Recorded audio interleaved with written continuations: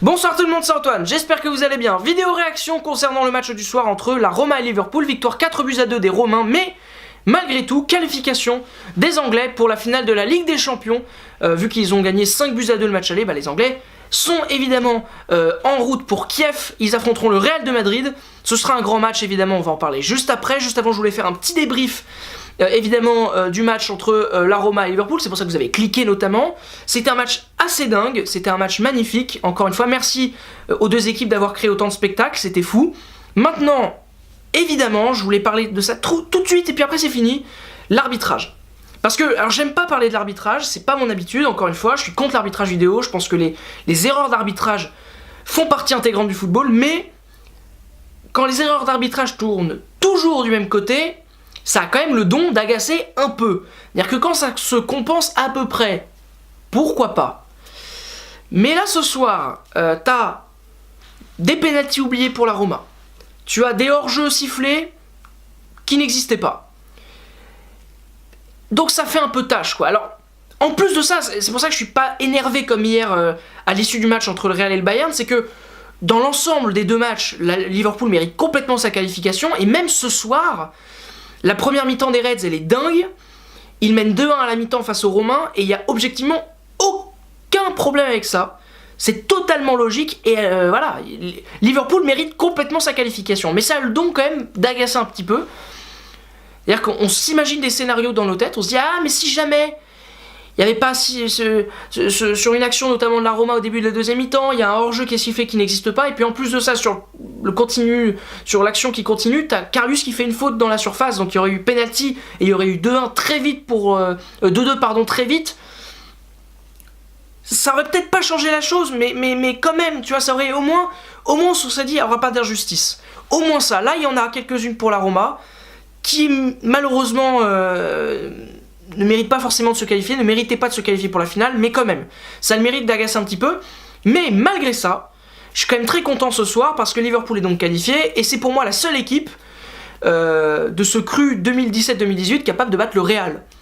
Donc ça fait que la finale ne risque que d'être exceptionnelle. Ce sont deux équipes incroyables qui ont impressionné tout au long de la compétition, qui méritent évidemment leur qualification, mais on va juste, pour se teaser un petit peu ce match-là, se rend compte quand même que ce sont deux équipes qui doivent s'affronter, parce que comme dit le proverbe, qui se ressemble s'assemble, et ce sont deux équipes qui se ressemblent énormément, Liverpool et le Real. Bon, déjà dans le parcours, il y a que les phases de groupe, Liverpool a fait une très bonne phase de groupe, deuxième meilleure attaque de ces phases de groupe d'ailleurs, mais face à des petites équipes, et puis le plus gros adversaire que tu aies joué, c'est Séville. Donc c'est un petit peu décribiliser le parcours de Liverpool. Puis le Real, alors eux, ils étaient dans un groupe beaucoup plus solide, mais justement, ils ont terminé deuxième et ils ont un peu déçu pour un double vainqueur de cette Ligue des Champions. Arriver deuxième de ta poule, c'est quand même moyen, et notamment quand tu perds 3-1 à Wembley face à Tottenham, qui ne fera que huitième de finale. Donc c'est quand même pas non plus méga impressionnant. C'est-à-dire que quand on commence les huitièmes de finale, ce sont pas les deux équipes qui ressemblent aux deux favoris en fait. Loin de là, on parle plus du Barça, du Bayern, même le PSG a ses chances de se qualifier à ce moment-là, mais après, au fur et à mesure que la compétition a avancé, ce sont malgré tout les deux équipes qui ont le plus impressionné, et ce sont les deux meilleures équipes d'Europe sur cette Ligue des Champions, et il n'y a pas beaucoup de doutes, malgré les efforts effectués par le Bayern pour éliminer le Real, notamment au même de la Juventus, malgré les efforts immenses qu'ont fournis les Romains ce soir pour essayer de renverser la situation, le Real et Liverpool sont les deux équipes qui méritaient de se qualifier. Objectivement. Ce sont deux équipes en plus, et c'est ça qui est très excitant, qui se ressemblent un petit peu dans le jeu. Alors, ce ne sont pas les mêmes, mais ce sont deux équipes qui ont les mêmes principes de jeu. Deux équipes qui préfèrent les attaques verticales, les attaques verticales et rapides. Donc généralement, ces deux équipes-là procèdent en contre, quand il y a de l'espace dans les défenses adverses, et qui passent aussi beaucoup par les côtés. C'est-à-dire qu'ils ont des latéraux qui montent beaucoup, très très haut, un milieu de terrain qui est très costaud, qui est capable de récupérer les ballons hauts, qui fait un pressing fort, mais qui en même temps a une qualité technique assez hallucinante et qui est capable de servir ses attaquants dans les meilleures dispositions. Et puis des attaquants, alors du côté du Real, il y a la triplette CR7, Benzema, KB9, et puis alors lui, pour le coup, le troisième, ça peut être n'importe qui, ça peut être Asensio, ça peut être Isco, ça peut être Bale, ça peut être à peu près tout le monde. Et ce sont trois joueurs qui se baladent un peu partout, qui ont énormément de talent. Et du côté de Liverpool, là t'as une triplette qui est bien définie, qui est pour moi la meilleure triplette du moment. c'est évidemment Firmino, Salah, Mané. Une équipe magique, une attaque exceptionnelle, qui a fait les bonheurs des fans de football, qui a fait le bonheur, pourquoi les bonheurs, je ne sais pas, qui a fait le bonheur des fans de football cette saison. Et puis en plus de ça, ils ont aussi deux équipes qui sont très tournées vers l'offensive et qui défensivement, alors sont pas mauvaises, mais c'est pas l'assurance tout risque, hein, les défenses quand même du Real et de Liverpool. Alors Ramos, Varane, c'est du solide. Mais bon, t'encaisses 2 buts face au Bayern au match retour, t'en encaisses 3 face à la Juventus aussi au match retour. Donc tu peux te prendre des buts avec cette équipe-là du Real. Tu peux encaisser, tu peux voir des buts tu peux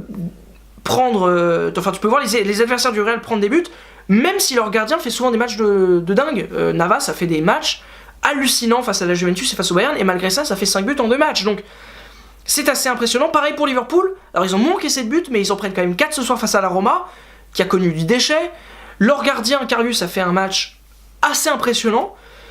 Donc c'est vraiment un match super excitant. T'imagines pas qu'il y ait 0-0. Vraiment, enfin moi personnellement j'imagine pas de 0-0.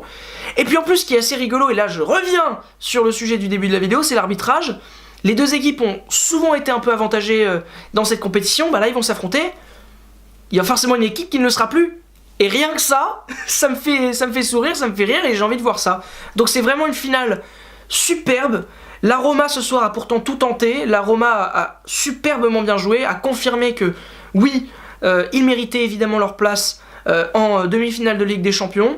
Ça n'a pas suffi, ils étaient pas loin, mais c'était un match assez hallucinant. Donc vraiment c'est une très belle soirée de Ligue des Champions. Merci beaucoup à tous les acteurs de cette rencontre. Dans un Olympico qui s'est enflammé, mais bon voilà, les 2 buts rapides de Liverpool ont un peu calmé l'ambiance et ça n'est jamais vraiment reparti. Donc c'est un peu le seul bémol, on va dire, de cette soirée, mais c'était quand même vraiment incroyable. Donc merci encore, merci d'avoir regardé la vidéo les amis. Demain, vidéo réaction qu'on espère festive par rapport au match de l'Olympique de Marseille qui jouera donc face à Salzbourg demain.